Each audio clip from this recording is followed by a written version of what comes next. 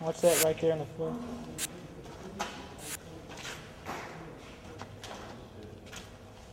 Tim, you see this? I was anxious to put distance between me and this place, Central State. But I had this feeling that I had opened up some mystic doorway, not knowing who or what would serendipitously come through from the other side.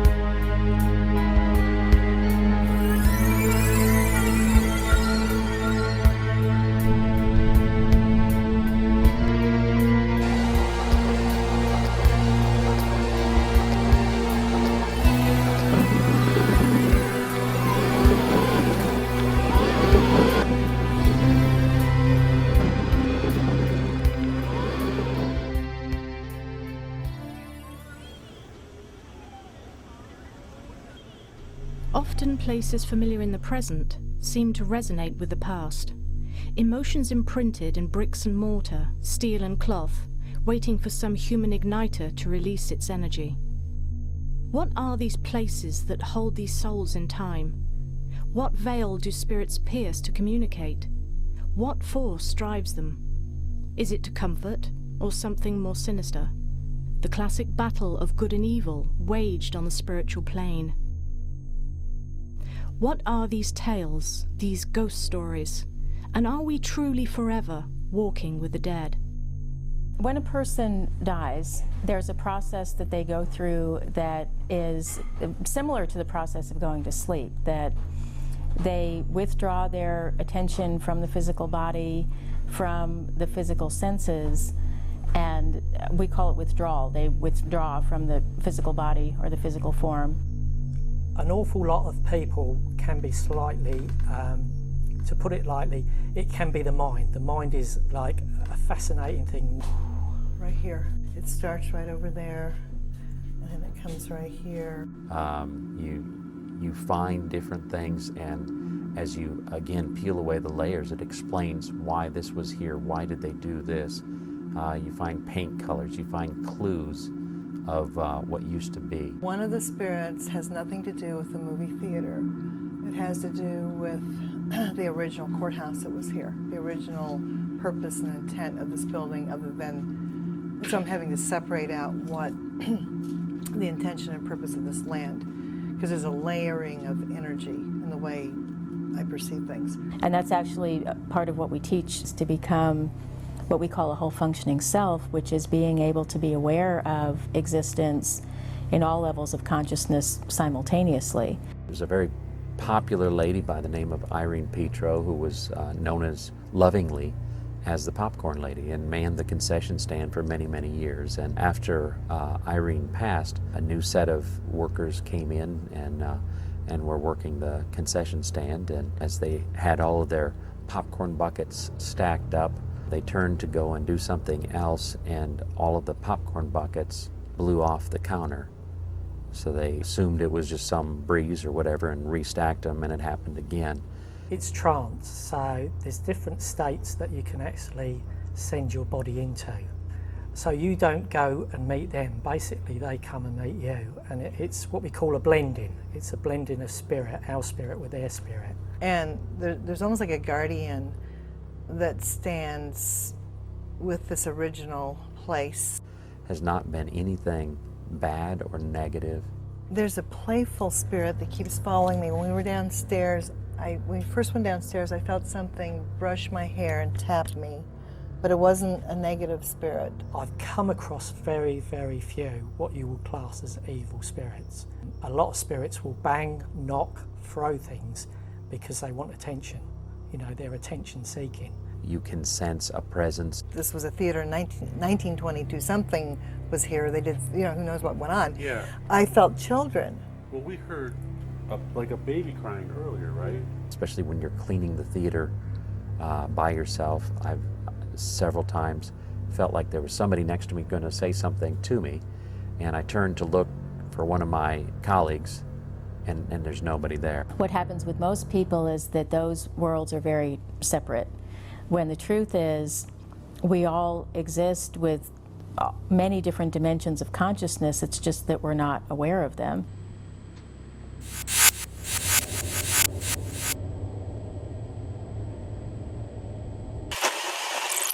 It's a witch's circle. What have you heard about it? Area supposedly used by black witches, those dabbling in the black arts. Seances on Halloween or full moon nights. Okay, like tonight? Mm-hmm. Okay. It is multidimensional. It has 7 levels, and I think the experience that most people are the most familiar with is the relationship between waking state and sleeping state. That when somebody goes to sleep, they're not dead, however, they're not aware of what's going on around them physically if they're in a deep state of sleep. So it's not that there's anything wrong with their sense of sight or hearing, but they're not aware of the sights and sounds around them, and they're alive and they exist in a different realm or a different dimension. Not seen anything yet.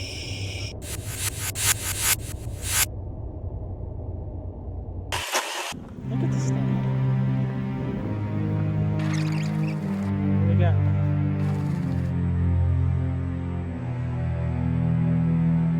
I had a 35mm camera on a tripod. I had high-speed film. I had 1,000 speed film. Set my 35mm camera because we knew somewhere here was the issue. Thermal scanner, and was just walking around in this general vicinity like this, taking readings. And about that time of night, it was about, again, around 51 degrees. 51, 55, I mean, we went up to 60 on a couple of them, which is pretty normal. That there's going to be variances. And then she's walking along, and she's about right in here. And 20 degrees, 15 degrees. What you have to do is look at the phenomena behind the haunting. How can you have a pocket of 20 degrees when everything around you in the entire universe is 51 degrees, 55 degrees? That's not normal. And that's what the study's all about. When you find an abnormality, you take a picture. So when she's reading these readings, I took a picture. When a person dies, there's a process that they go through that is similar to the process of going to sleep. They withdraw their attention from the physical body, from the physical senses. They withdraw from the physical body or the physical form. I took several pictures that night. Most of them, was absolutely nothing in them. 2 of them had 2 orbs. There are attachments that they still have, particularly emotional attachments, either to a person or to a place, that they stay entrapped, kind of bound to either a particular place or a particular person. One of them, right here.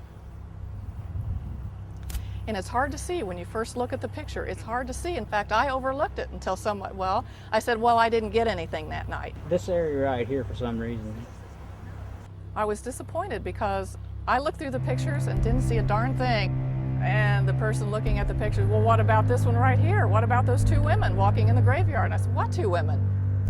These spirits seem to be locked in a moment, perhaps on the way to some important event, interrupted by the tragic twist of fate. And it's kind of funny, the 2 prior pictures that I took with the orbs were underneath this tree right here, but there were 2 of them, 2 orbs.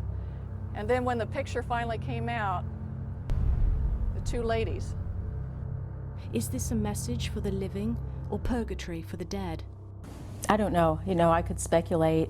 I do know that people tend to draw to them what is a match for the kind of thinking they have.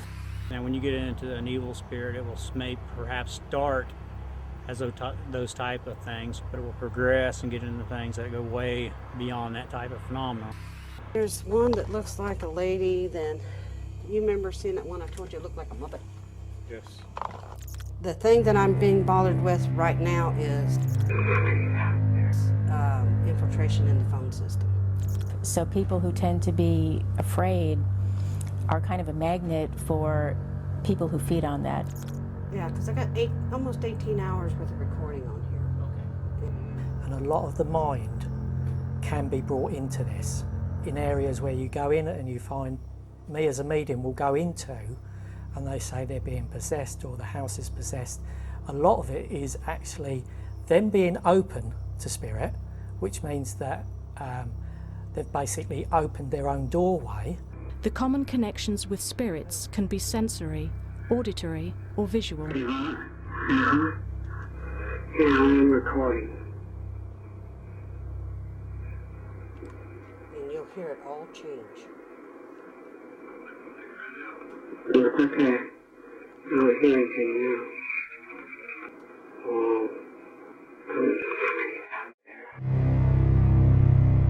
What? What did you say?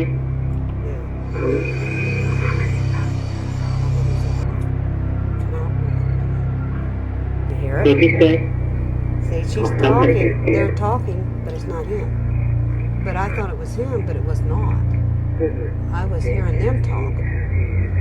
And so then I say, what did you say? And he said, I said nothing. And here it was them talking, but at the time I couldn't understand them. So you don't go and meet them, basically they come and meet you. And it's what we call a blending. It's a blending of spirit, our spirit with their spirit. It's as if the animal can smell or feel the fear of the person, and so they attack them. Are you there?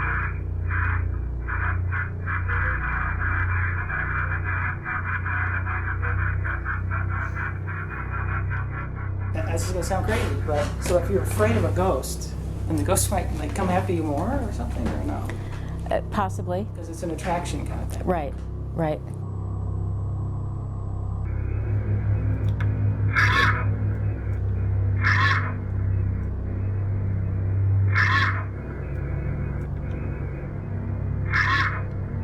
don't know what he's saying. I mean, it's foreign language to me. I don't know. I mean... And again, it's discipline with this as to how much the sitter, the trance sitter that's sitting, allows that person to come forward. Full trance would be totally overtaken where the person would actually stand up, I think would be of the spirit that came into that person.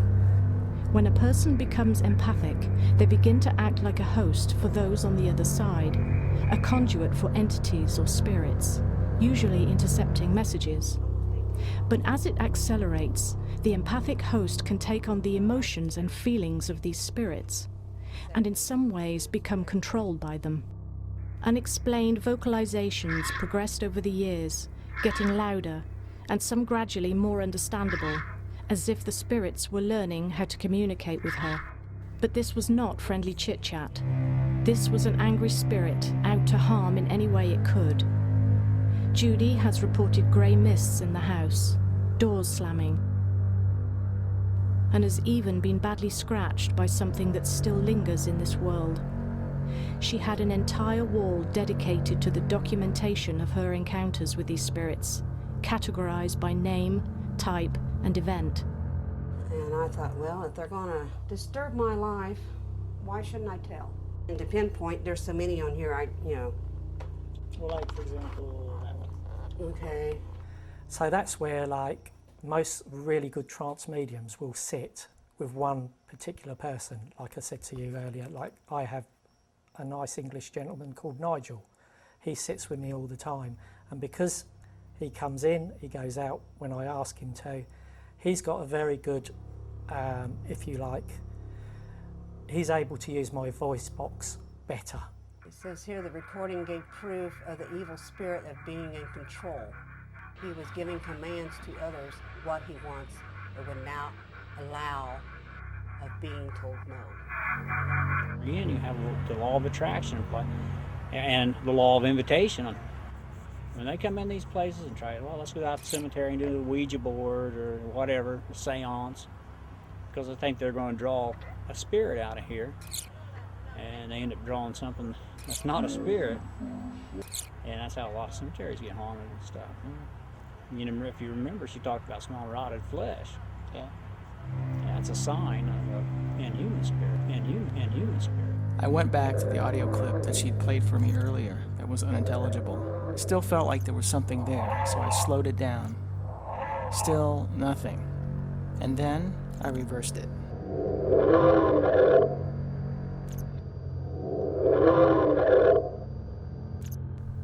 Does this recording seem to say murder?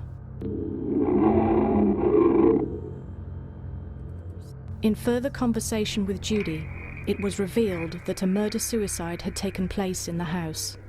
A distraught, crazed husband killing his wife and daughter, and then hanging himself in the living room. Recently, Judy demolished the old structure and erected a new home. She had hopes that things would be gone, but the hauntings got worse, unleashing even stronger energy when the earth filtering the deep for 150 years was disrupted. It's a small spirit. How do you know when to take these photographs? You just feel like? When I would go out, I could feel and I could tell where they was at. Can you feel that now? Yeah. Oh yeah. I can tell where they're at. Are they here in the house, or are they outside? They're outside now. They used to be in the house, but they're out. They're not no more because they're not allowed. When people commit an act, terrible act like murder, something that is considered a real bad sin, sometimes they can attract an evil spirit. They are not allowed in the house. They try, but they back off. There's a man right here, see him, and his arm goes up and he's holding something.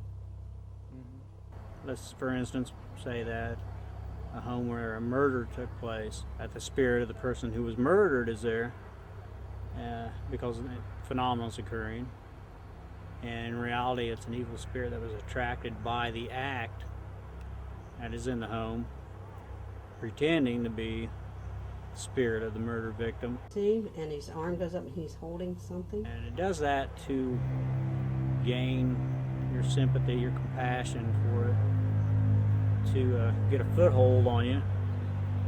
And then once it's done that, it kind of works its way into your life, and then you got real problems. Oh my God. And these are not anything that you've manipulated or touched? Oh no, just go outside. You don't know about Photoshop probably or anything like that? No, I just use my digital camera and I go where I feel. And you can see what Judy revealed next at first looked like nothing more than a glitch in the image. But this glitch or distortion did have shape. Like most of the things encountered on this journey, when spirits pierce the veil to this world, it often starts as a subtle peek through from the other side. But I thought, until Mike here showed me, I know that's his mouth and his chin. But there's no, that looks like a flagpole, but there's no flagpole on that property. There's none. There's no paint on the building or anything like that? No. But the thing it is, I thought these were eyes, but it's not. It's his nose. If you look real careful, there's an eye there and an eye there. When I took this picture, he was not fully developed. Could they have disrupted the soil, releasing this creature into the present? Okay, you're giving me goosebumps here. So he was not fully developed there. And then the next picture, it all changes. Flagpole gone, and now this is sitting there. Okay. And that's all gone.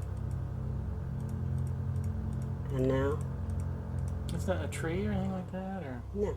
It is as if the entity, as it materializes, turns to seek out its host, turning to the camera, turning to Judy.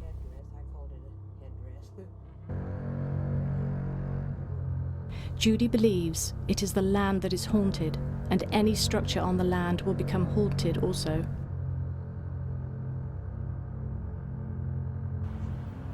I'm just really careful, you know. You know, you can let up your guard and get yourself in trouble. But these spirits are not stupid, and you know, so they'll play games with your head. I can feel spirits outside. They're not inside. But what they're trying to figure out and what they're curious about is you. They're wanting to find out what you got and what you're doing. You might feel something brush up against you, but they're going to leave Mike alone, they're going to leave her alone. You're the person. You're the one. I wanted to find out more about what Judy had captured with her camera. I had seen that image before in some obscure textbook on mythology.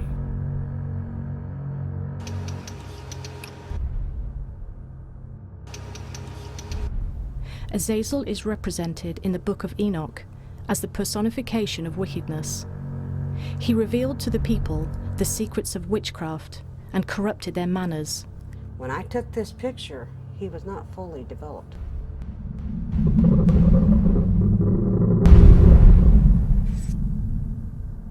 Our world is filled with spirits. There are the evil spirits, and then there are those very good spirits. Because the truth is, none of us is alone.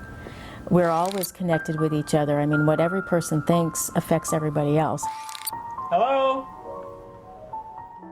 Not all spirits mean us harm. There are those that protect and comfort.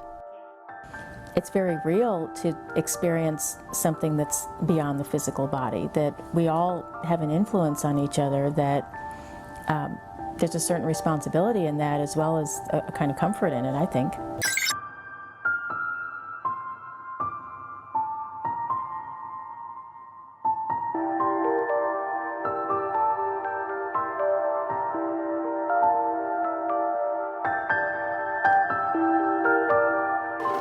The house was named Tuckaway when it was enlarged by Mr. and Mrs. George Philip Meyer in 1910. Here in this place, the energy was welcoming and warm.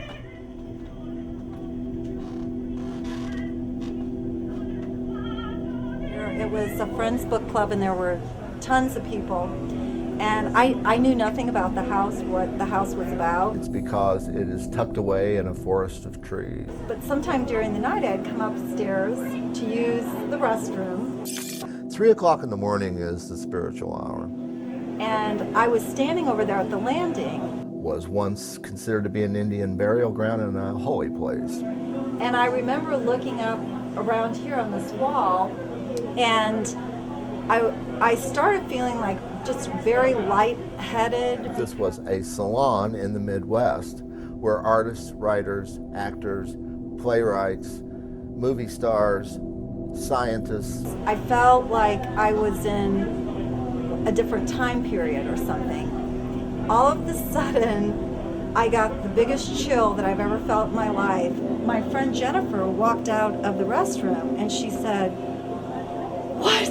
You know, what was that?" I said, "I don't know, I just felt this chill go through my back and out my front." And she said, that was Nellie. She became a palmist, and she read people's hands. Born in 1862, and she started working for her church at church bazaars in the summer, dressed as a gypsy.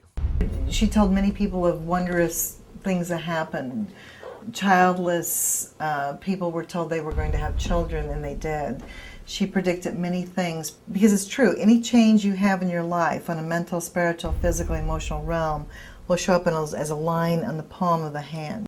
With research and continuing practice, she became a great reader of hands. She was sworn to secrecy when she read the president's hands and the first lady's hands frequently at the White House. That would have been Franklin Roosevelt.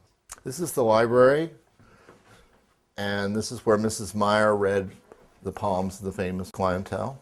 A formal request from the Library of Congress asking for Nellie's work. Franklin Roosevelt and his wife, Eleanor, asked that 137 autographed photographs be placed in the Library of Congress on permanent display. She was often a guest in the White House. This was no 900 psychic. This woman treated her art as a science, and she helped the FBI figure the science of fingerprinting. She had 2 secretaries just to handle her daily correspondence. It's very scientific, the hand. The left hand is the past or your potential, and your right hand is what you're doing with it, unless you're opposite hand oriented. And when I feel her energy, I mean, she's showing me something. Lots of tears were shed in this room. Lots of laughter was in this room. Great secrets, great world secrets. It's very interesting. I believe that when she spoke to the political people, it's like the ancient oracles, where the people that were heads of state would come and ask the oracle. But this was a different time and a different place. This was like the modern day, at the turn of the century oracle. And people sought her as an advisor and took her quite seriously. She didn't promote anything of the Delphic or the psychic, ever, because it would have a negative connotation. She considered what she did a science, an exacting science, and she wrote a best-selling book in 1939 called Lion's Paws, about the paws of the lions of society. The articles of the day said that they had the greatest collection of friends to be found anywhere in the world, and I don't think that's an exaggeration. My profound gratitude to Mrs. Meyer from Joan Crawford, Walt Disney, famous choreographer, School of Dance, Ruth Page. Miss Page has bothered to write me a dozen times about the significance of Tuckaway. Rudy Valley, Doug Fairbanks Jr.,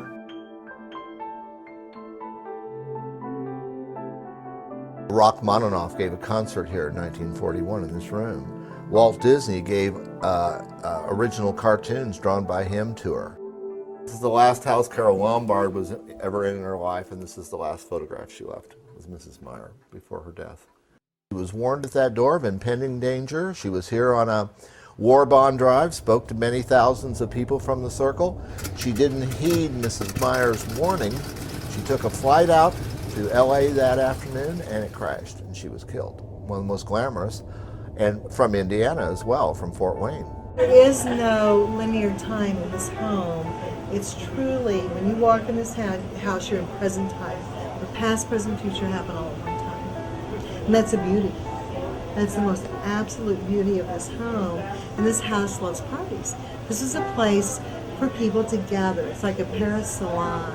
Albert Einstein came to this house, a skeptic, according to the press of the day, and left with a certain sense of wonder. I think the entire house is haunted. I'm even afraid to go to the basement, Dan, at 3 o'clock in the morning. No way. 3 o'clock in the morning is the spiritual hour.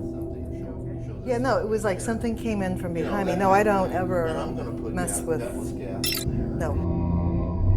We agreed to meet here, and I took her arm and we strolled around the house. She pulled some pictures out of the interiors taken in 1922. She was embarrassed by the condition of it, and she wanted to check me out. Well, finally she produced 2 keys and we walked in these double doors together. But it felt like I was entering another time zone. There were trunks and boxes in it.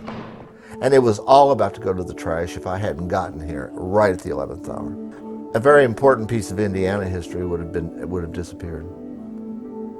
A woman's entire life is here in papers and photographs. She passed away here in 1944. I did rent rooms for almost 3 decades, but oftentimes ghost stories would happen to people who never met, who were from different parts of the world, but they would repeat the same thing. So there was almost a scientific feel to my life. Sightings. For years, we saw Mr. Meyer standing at the top of the stairs in a white linen suit. He wore and used a monocle, which hung around his neck. He had a white mustache. I mean, everybody saw him. Then he seemed to disappear after a while. I'm very social. I have lots of parties. My father was a pilot in World War II, and he doesn't even believe in ghosts. He saw him. One bedroom belonged to Mrs. Meyer, and later to her niece Ruth, who sold me the house. It was the hardest to rent.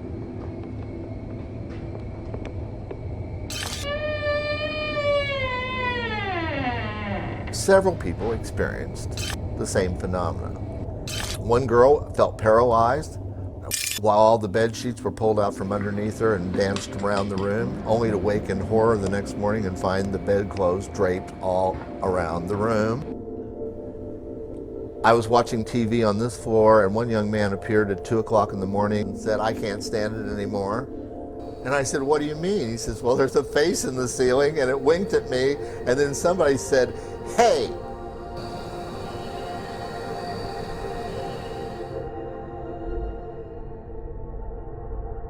I think the entire house is haunted. It's a feeling, that's all I can explain. It can be a very welcoming home, but it can be moody too.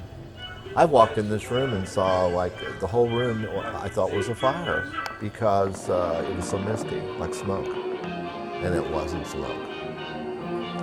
When the house is babysat whenever I'm out of town. I have another property on the coast, on an island.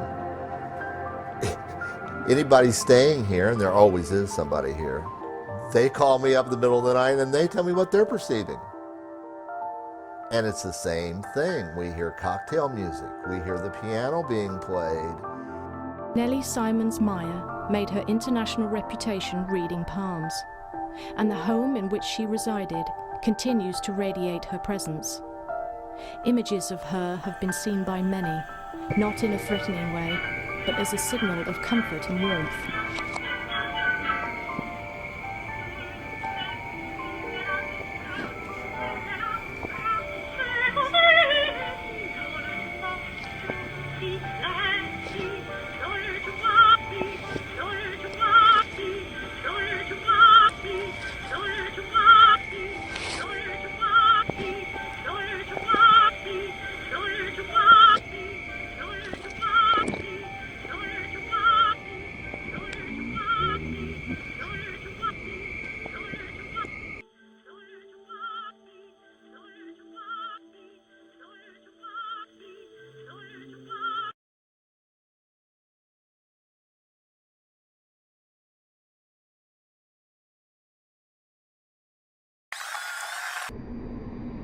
I closed down February 12th, 1992 was my last day of operation.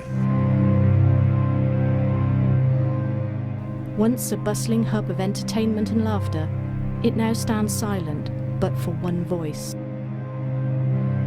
But after my son had committed suicide, May 17th, 1992, I kind of threw the towel in. I didn't feel much like doing anything. I was in bed for 3 years. My friends picked me up to take me grocery shopping, and I had to feed the cats. I didn't have as many cats then as I have now. I think I had 7 cats. I lost 42 pounds in a very short time, but I stayed in bed for 3 years. The home of happiness. That's how Carl Lemmy Jr., president of Universal Pictures, described the Rivoli Theater in 1927. So that you can go on the patio. I'll be sure the cats don't go on the patio. As the theatre sits empty, the sound of one man's footsteps echo within its crumbling walls.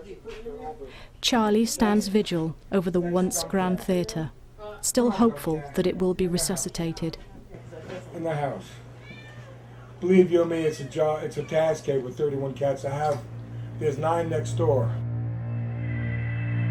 There's a few that I haven't named yet. They're other personality traits. The last patron has long since exited, save for one, Lady Rivoli, a spirit Charlie sees regularly, appearing in the first few rows of the theatre, as if waiting for the start of the picture show. Jonas Chrysostomus Wolfgangus Theophilus Mozart was his name. Believe it or not. by Charlie Chilchian. Well, I was at the rewind bench, as I am right now. I saw in my peripheral vision the lady who was my administrative assistant, also lived in the building. And I asked her for my yellow-handled screwdriver. And she didn't get the screwdriver that I asked for, and I put the unit down, and I turned around and she was gone. I said, Sarah, my administrative assistant, you were standing right next to me. I asked for the yellow-handled screwdriver. Why didn't you give it to me? And she said, Charles, I never left the house. And as I thought about it, I never heard the projection booth door open or close. I saw her as clearly then as I can see you, Dan, in my peripheral vision holding the camera in your hand. What is amazing about Charlie is his gift of recalling details to the second and the grain. His wit is sharp, his mind sound, making his tales of the hauntings even more compelling. Every night at precisely 3 o'clock. If you look at this is a face. Photographs began to come forward.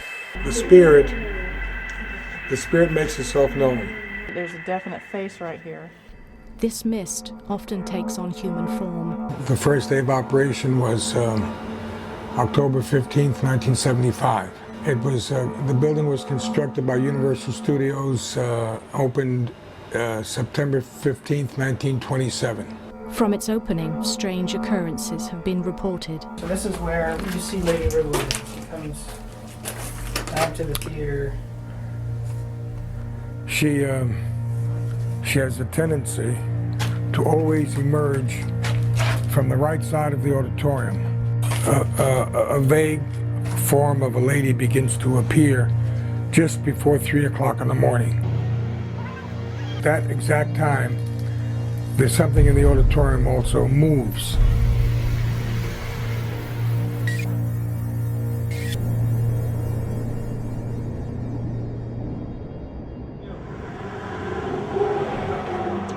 Charles Richard Chilchian, the first, the last, and the only one. Thank God for that. And where are we now? What? We are at the Rivoli Theater on East 10th and Dearborn, between Dearborn and Gray Street, 3155 East 10th. The building was constructed in 1925, finished, open for business September 15th, 1927. Constructed for Universal Studios under the auspices of Carl LaMail Jr., who was the producer of the first Frankenstein film and the first Dracula film.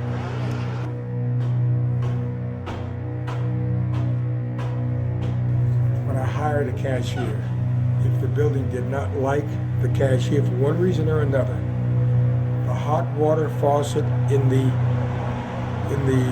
mop room turned off by itself. By itself. If you turned it on, it would turn off by itself. Mm-hmm. When the cashier was gone, it was just fine. Mm-hmm. All right. Yeah, because wait, we're gonna have. All right. I don't know how to get the cats back in the house once they're on the patio. I'll just go through the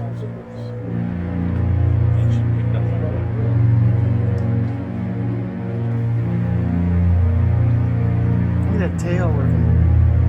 It's cool.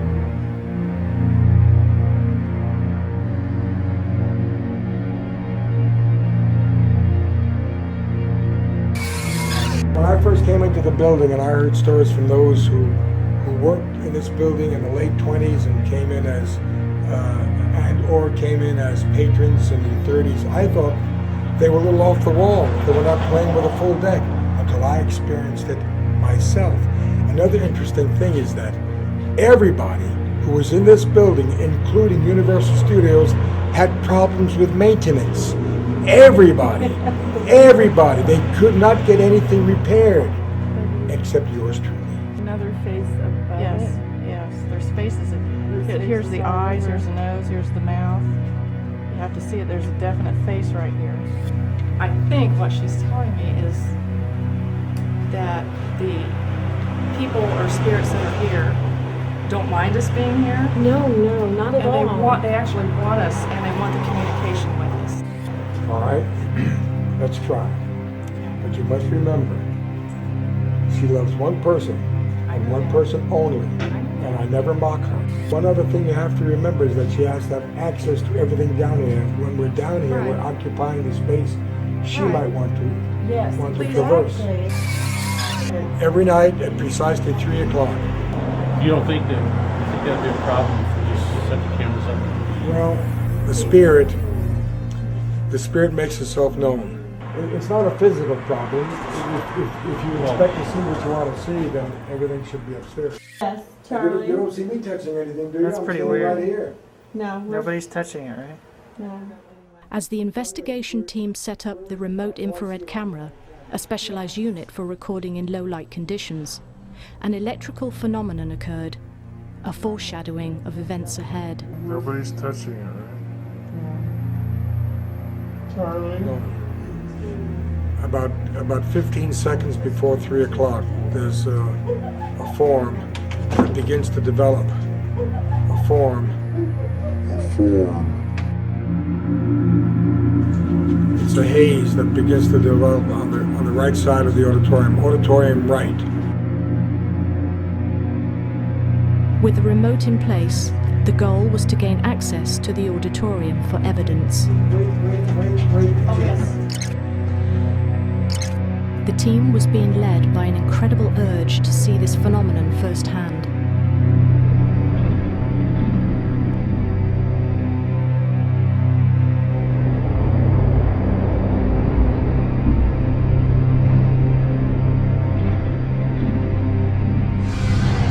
As we moved further into the auditorium, it was like we had found the sunken hulk of the Titanic.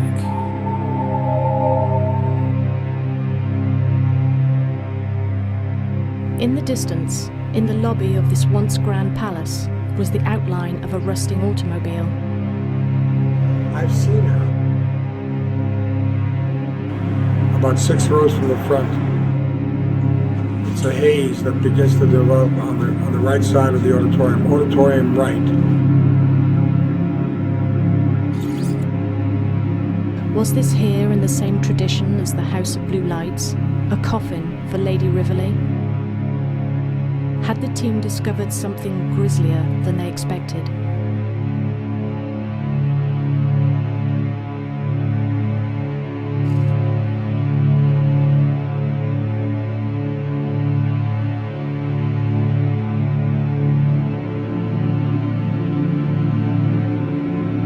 Precisely 3 o'clock precisely 3 when the second hand hits 12.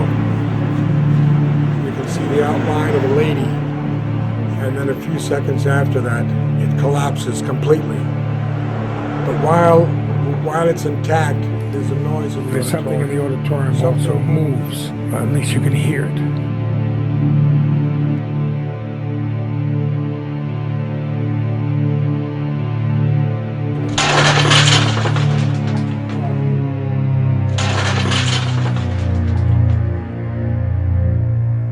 And then, as if to say enough, Charlie ended the search for the lady.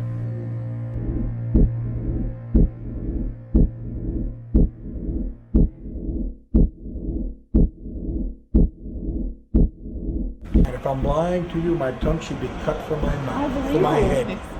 I can If feel I'm lying to you, my fingers should go paralyzed in the next 5 years. No one knows, only the spirit.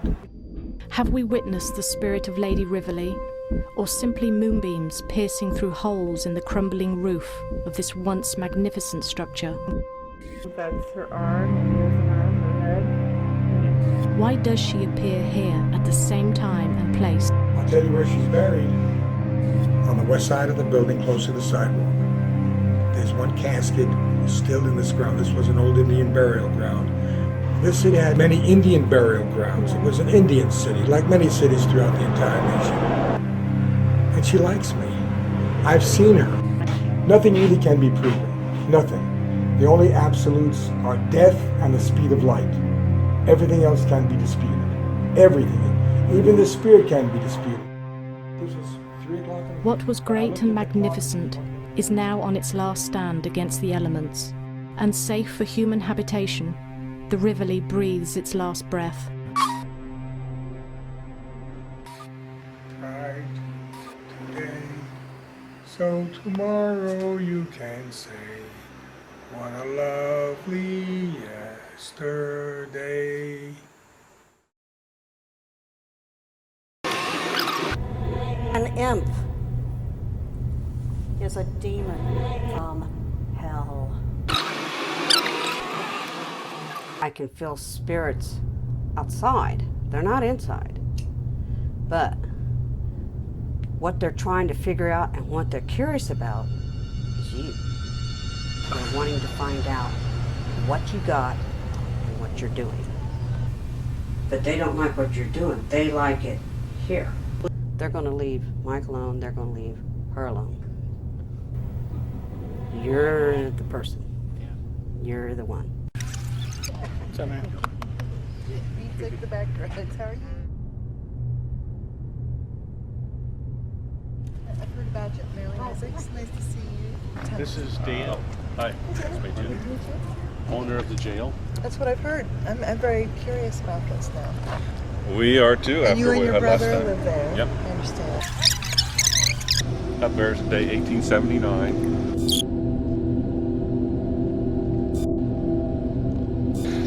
When the jails were built back then, the sheriff usually lived in the jail. So the front part of the jail is usually a living quarters, and then in the back, the jail cell area.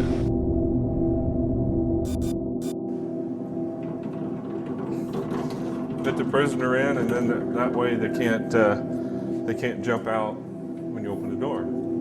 In areas where you go in and you find, me as a medium will go into, and they say they're being possessed or the house is possessed.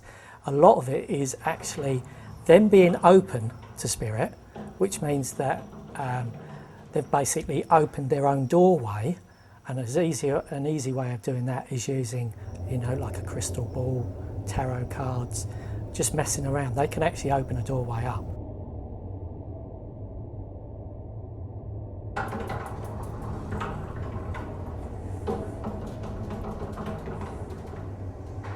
No, that's the people would say, hey, we'd be glad to spend the night here, and they never would do it. We've known that there has been people that's hung themselves. In fact, one night I stopped a guy from hanging himself, so I know there's been people that's hung themselves in here.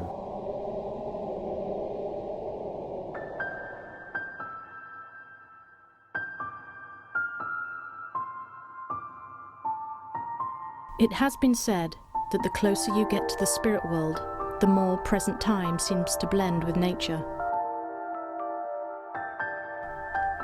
Things that seemed odd now feel normal. Do you ever move around up here and all of a sudden get this really close claustrophobic feeling? Sometimes that's the other side.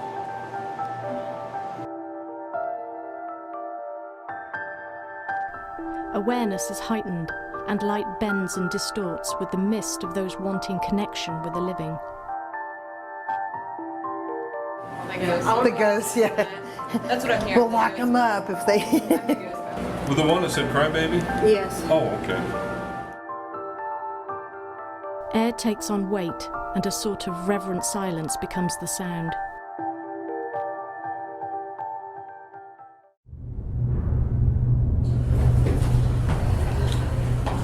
Has there ever been a fire in this building? No. Whew. It's like a really fiery spot right there. The minute I came up and stepped in where it made the noise, it's like a cinder flew in my eye. It's like really weird, like a really hot energy. It was just an assault energy. That's what it felt like the second I came up the stairs. There's strong impressions in here. Yes. There's really strong impressions in here. Troll. It's almost like an impish troll type energy. It's like I don't know what it is. It's a real, it's coming from way down under.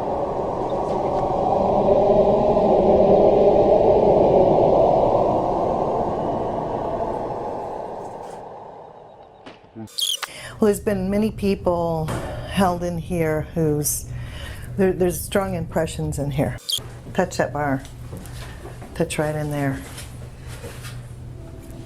That's just vibrating. It's just totally vibrating. That's wild. It's like an electrical charge. Yeah. Thread. Yeah. There's so much energy of people. Picking up 1930, 31. It's almost like a bad boy wannabe, like a baby-faced Nelson type of person was in here. John Dillinger and his gang was in here back in the 30s. That glamorous kind of, they glad to get hold of something. I feel like he's trying to not take me over, but, you know, make me feel what he feels. So, okay, you become me. You feel this. Do it. And I don't want that. And I get a combination of people standing there looking out, wanting to be free, to people being chained there. I think this is what I was pulling from down in the very bottom. He's getting angry. You okay? Horrible. What he felt. Is he still bothering you? Yes. Wow. Did you feel it go by you? Yeah. Yeah. Energy that's stirred up. Yeah, there's 3 or 4 levels of things going on. Very strong.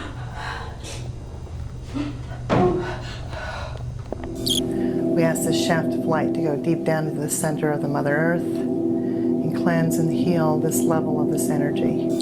As if on instinct, Marilene begins to pray for protection and healing. And whatever is coming up from the underground. What was this energy that was released? We ask this shaft of light to go deep down into the center of the Mother Earth and cleanse and heal this level of this energy. It was just an assault energy. That's what it felt like the second I came up the stairs. They're still telling me no, get out. And whatever's feeding off of the pain and the suffering and the trapped fearful energy that was in here is what's saying no.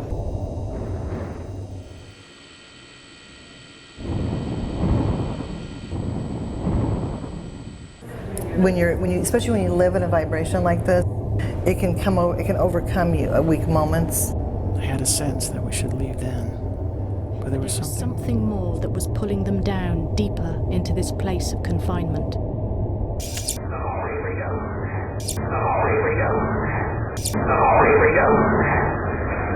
And seemingly, another spirit answers.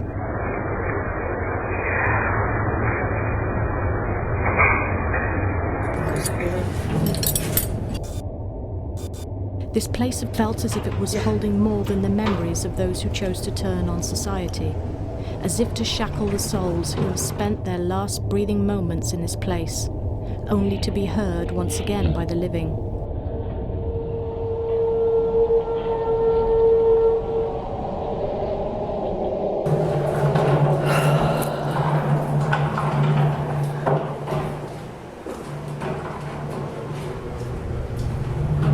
Never any escape from here without help. So it was a very secure place. The walls are solid granite.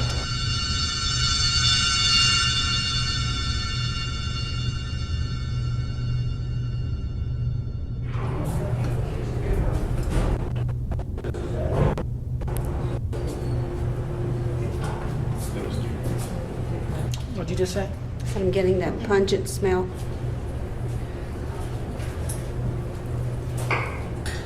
That smell followed, and now it's back down here.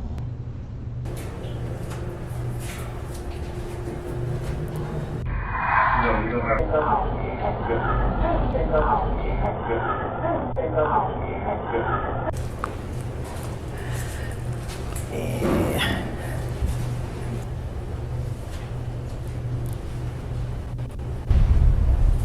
This reminds me of the room in Central State where we saw the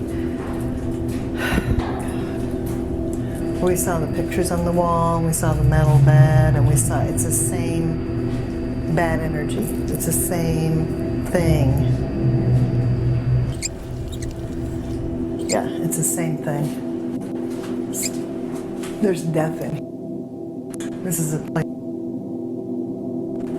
It's not just like despair, it's a place of death.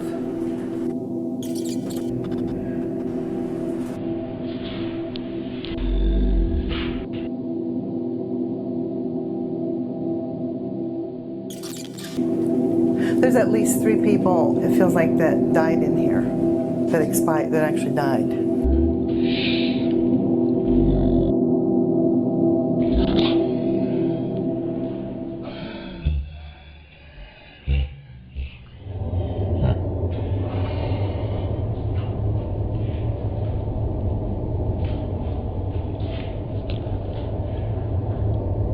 Oh, yeah.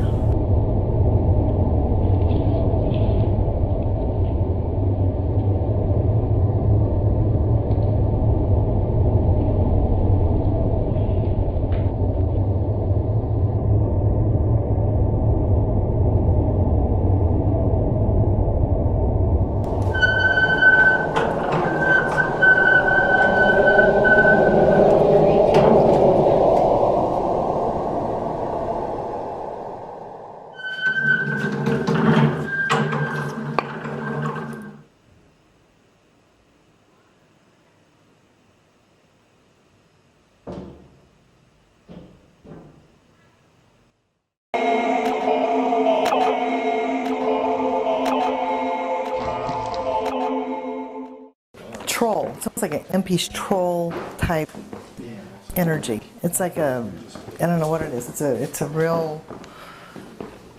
You still be my bodyguard? Let me You got my back?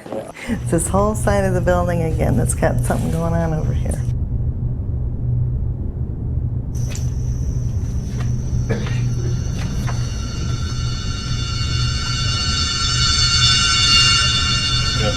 Then it turns clear to the very end. Where does it go turn into? We don't know. Then it turns, goes clear back to the other end. It's all hollow. Wow. Really? So yeah, from there on over. So, Wow. and we can't find a way in. So. What do you mean you can't find a way in where? Well, I mean, they said, well, they can't have people like in the dungeon anymore, and they can't have people. Unexplained audio interference seems to signal an encounter with the spirit world.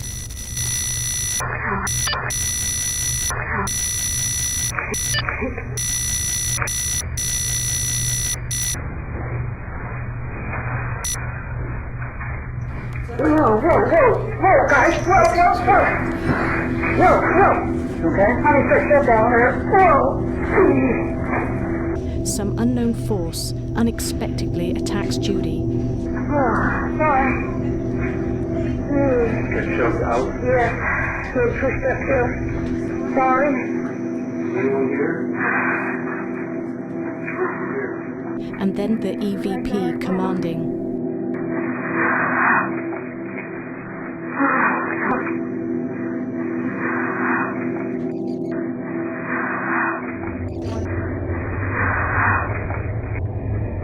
It was just an assault energy.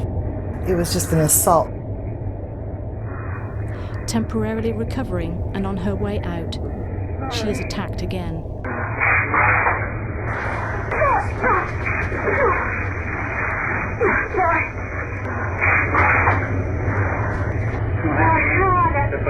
They knuckled my knees and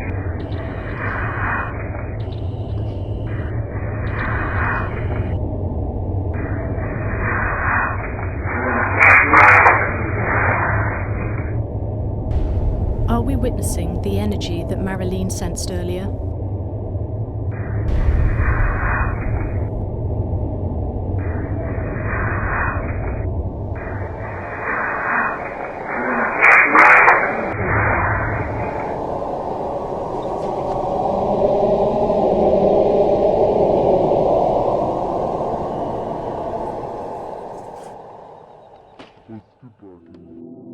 I knew he carried it, but in all the time we worked together, I had never seen Tracy use his holy water.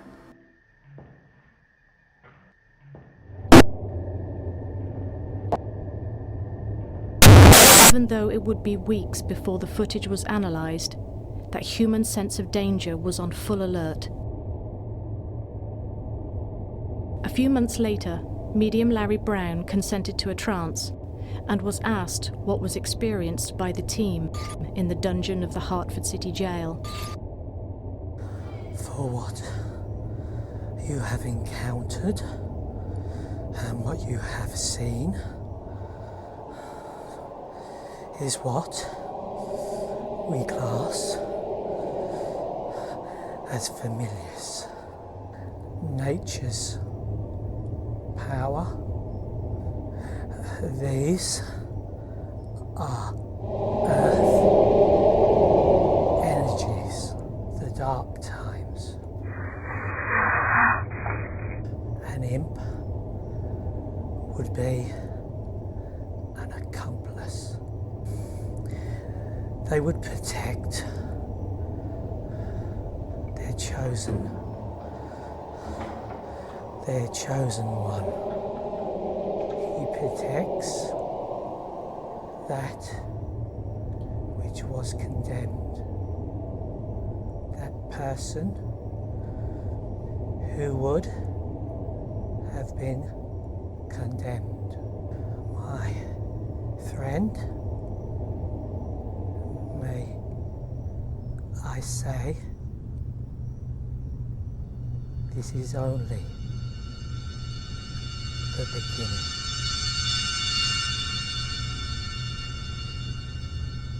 Of your journey.